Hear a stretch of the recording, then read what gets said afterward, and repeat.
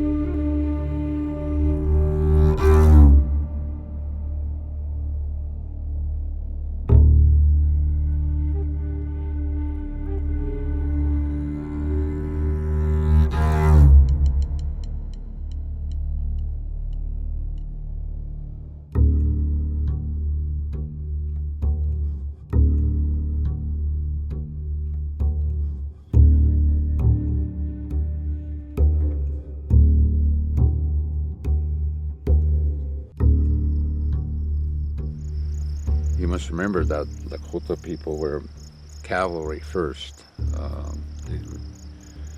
They went to war or battle on horses, so they qualify as cavalry. As the battle ensued, the people could see each other and see how they react. And you don't want to do something cowardly, because when you get home, that truth will come out and it will affect the family. So they have a saying, OGTA, which means people get killed in war. Which means don't try and live. You might disgrace yourself. When you apply it to people going to war, you're generous with your life to give to the survival of your family and your tribe. You're giving your life away.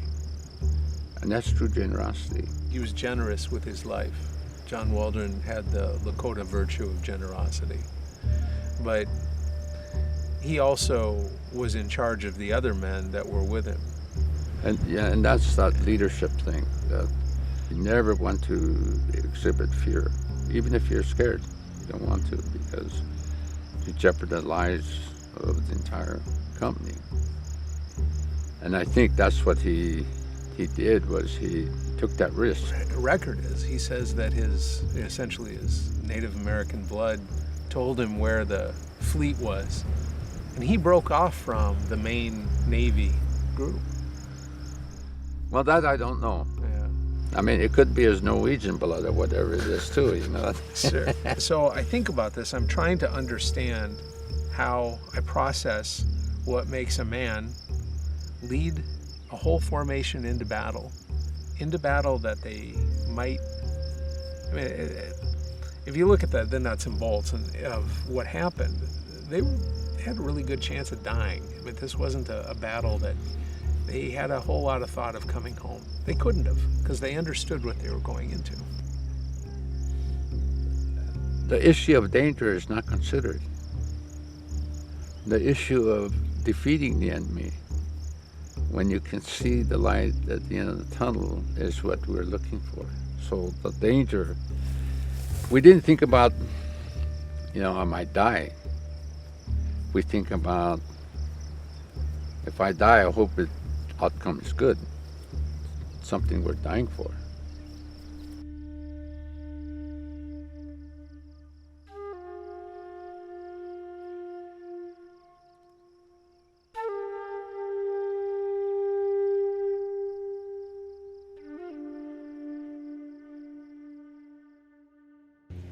Midway is significant for a number of reasons. The first of which is that if you look at the course of the Pacific War in the previous 6 months, from Pearl Harbor on, December 7th, uninterrupted Japanese victories. The Japanese war machine, both the Army and the Navy, were unbeatable. When you compare their economy and their growth potential with the United States, let alone with the United States, Britain, to a certain extent, France, that was only going to end one way. But it didn't look that way early on, because up until the Battle of the Coral Sea in May, exactly 4 weeks before Midway, the Japanese had no reverses at all. True, they had a temporary reversal at Wake Island, but after their first landing attempt failed, they came back a couple days later and took the island. So Coral Sea really sets the stage for Midway. The Japanese recognized that as long as America's carriers remained intact, the war could proceed beyond Admiral Yamamoto's prediction of 6 months. He did not say, we have awakened a sleeping giant, but he did say, I can run wild for the first 6 months, after which I can guarantee nothing. And he nailed it practically to the day and the hour, because the main significance of Midway is that it chopped off Japan's unbroken string of victories. Up to June 4th, 1942, Japan was always on the offensive. After that, Japan was almost totally on the defensive.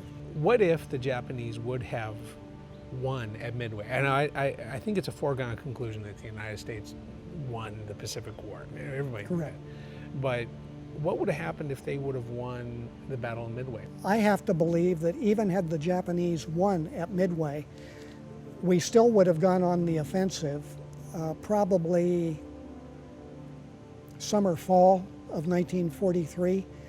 And that means that we still drop anchor in Tokyo Bay, probably in 1946, certainly in 1947. 47, but you think it was a brutal war, casualty after casualty. I mean, this.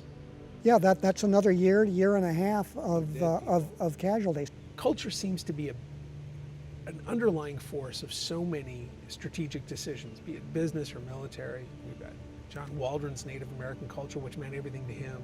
But Jay, you were explaining the Japanese culture.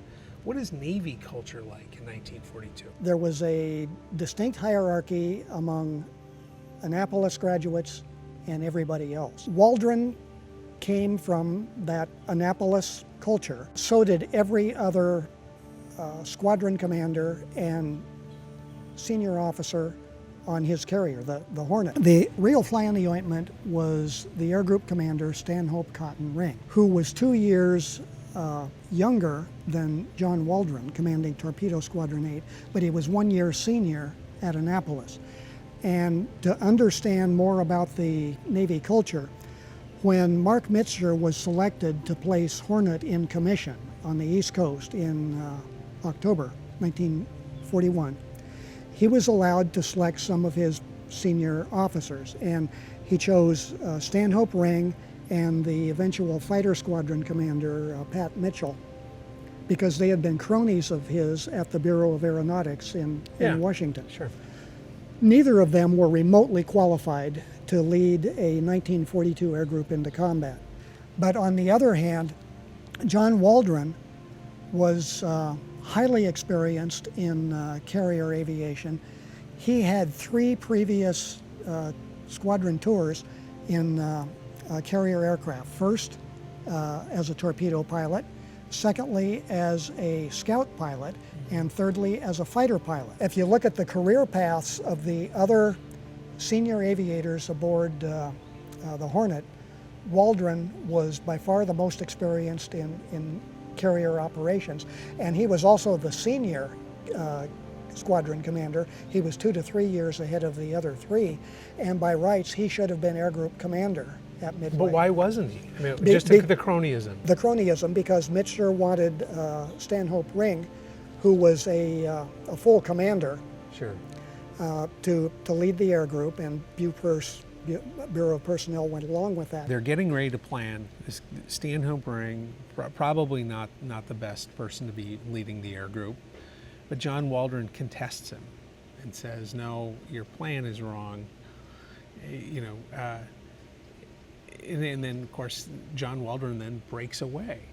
Now, Is there any precedent for in Navy culture for a squadron commander to essentially?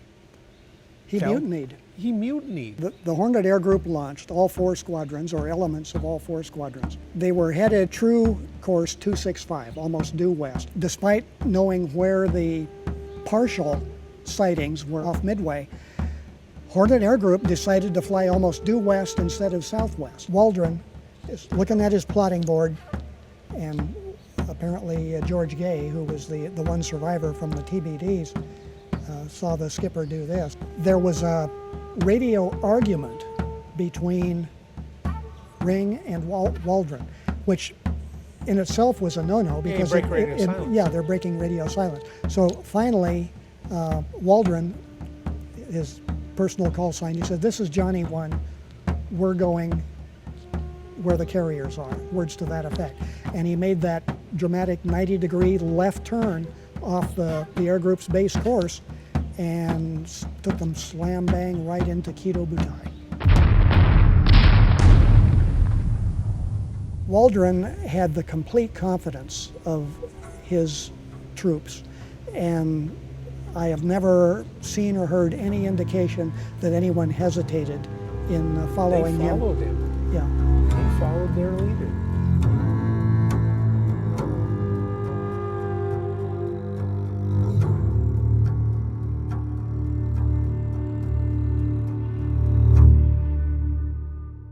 In 1937, this is the slickest machine you'll find on a carrier deck.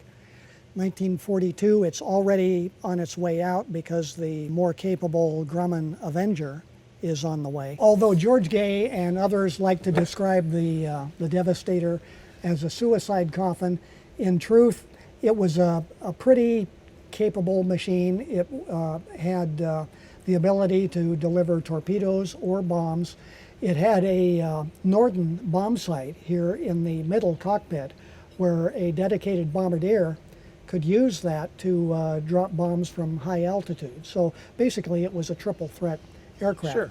The trouble is it was slow, and it was limited tactically by the limitations of the torpedo. Whatever advantage Torpedo 8 had in a high-speed descent from altitude was soon dissipated because they got down within 60 to 100 feet of the water in order to deliver their torpedoes, which tended to broach or porpoise if they were dropped from much higher than that. The TBDs, the rear seat is occupied by a radioman gunner who had either 1 or 2 30 caliber machine guns. Yeah. The classic way to attack an airplane with a rear gunner is 6 o'clock low, because in this case, from the Zero's perspective, the gunner can't see him because his own tail blocks it out. Right. So by staying low, the torpedo planes deprived the fighters of that approach, but it didn't matter much because the Zeros were approximately 200 miles per hour faster. They had the altitude advantage, they had cannon and machine gun armament, and that fight was only going to go one way. And that was no surprise to Waldron or anyone else, because he had told his pilots before they launched, if there's only one man left, I want him to go in and get a hit. And of course George Gay was the one man left, but he had no opportunity to get a hit, even though he claimed one.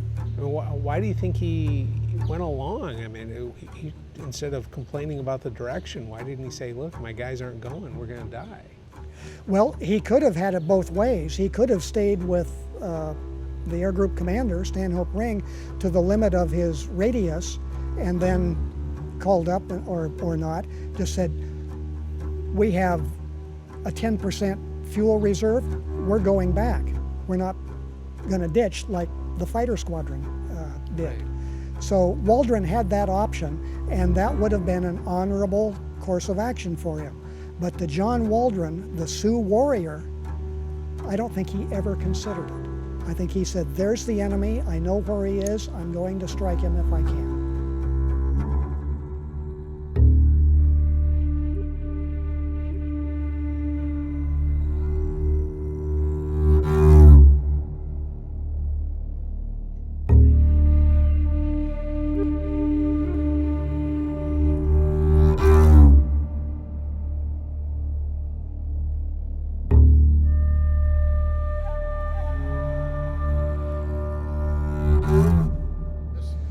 This one here will probably be more as I come down and make this marking pass like here. He's not a factor.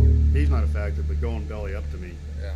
is Well, what Davey. what'll happen is I'll come in from out here, come high, Okay. and I'll pass underneath. Is he coming underneath the camera ship on this pass?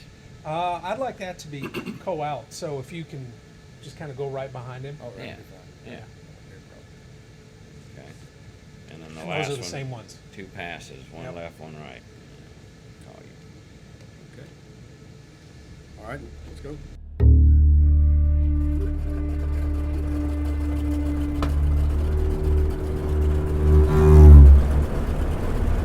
They send young men to war because they don't know any differently. You've got to be much braver the older you get, because you most likely have family, friends. You have experiences that go beyond a perspective of a 21-year-old. If you're 40 years old going into combat, you know the results. You understand the consequences of that combat situation. At 41, he had to have known that his probability of survival was low, and it was not only goodbye to his crewmates, but it's probably goodbye to family 5,000 miles away.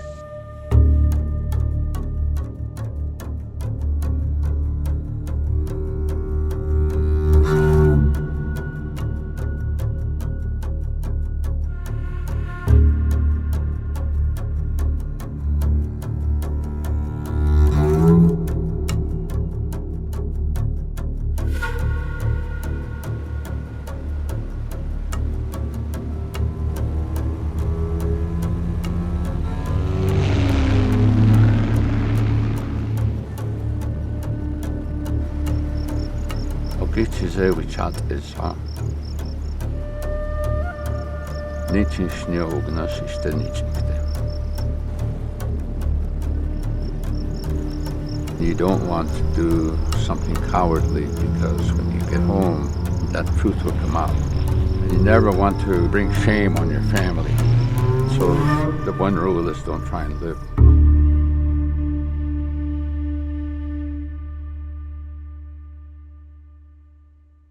When I was in the back of that Helldiver watching that Zero come in, I was impressed by how much work it must have been for those tail gunners in Waldron's torpedo planes. Getting the guns up, aiming, and then tracking the airplane.